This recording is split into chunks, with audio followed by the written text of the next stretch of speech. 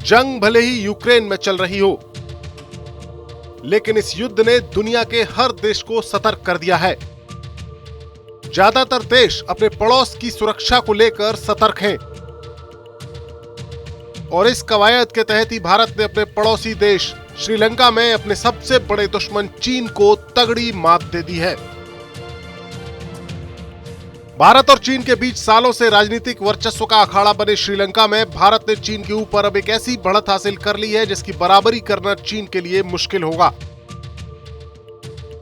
श्रीलंका के दौरे पर गए भारत के विदेश मंत्री एस जयशंकर की मौजूदगी में भारत और श्रीलंका के बीच एक समझौता हुआ है, जिसके तहत भारत श्रीलंका के उत्तरी भाग के 3 छोटे द्वीपों में हाइब्रिड एनर्जी के प्रोजेक्ट शुरू करेगा।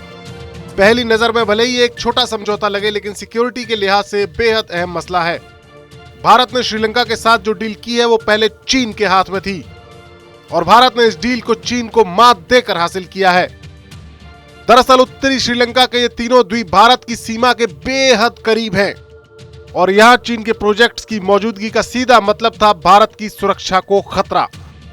लेकिन भारत ने श्रीलंका के साथ अपनी डिप्लोमेसी के जरिए चीन को बाहर करके ये प्रोजेक्ट्स अब अपने हाथ में ले लिए हैं। करीब 3 महीने पहले ही चीन को इन प्रोजेक्ट से बाहर कर दिया गया था और अब यहां भारतीय कंपनियां अपने प्रोजेक्ट्स शुरू करेंगी।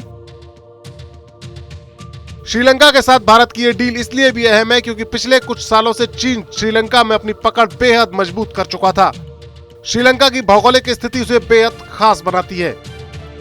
दुनिया के सबसे महत्वपूर्ण समुद्री मार्ग यानी हिंद महासागर में श्रीलंका की स्थिति बेहद खास है और चीन यहां अपना वर्चस्व स्थापित करके इस समुद्री मार्ग को अपने मालवाहक जहाजों के आवागमन के लिए सुरक्षित बनाना चाहता था और यहां नौसेना के अड्डे बनाने के इरादे पाले हुए था। चीन के इरादे भारत के वर्चस्व के लिए बड़ा खतरा है।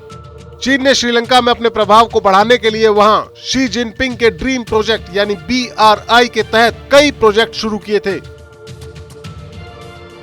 जिनके मुनाफे में न आने के चलते श्रीलंका चीन के कर्ज के बोझ के तले दब गया है और उसके पास दूध, कच्चा तेल, रसोई गैस और दवाइयां तक खरीदने के लिए विदेशी मुद्रा नहीं बची है।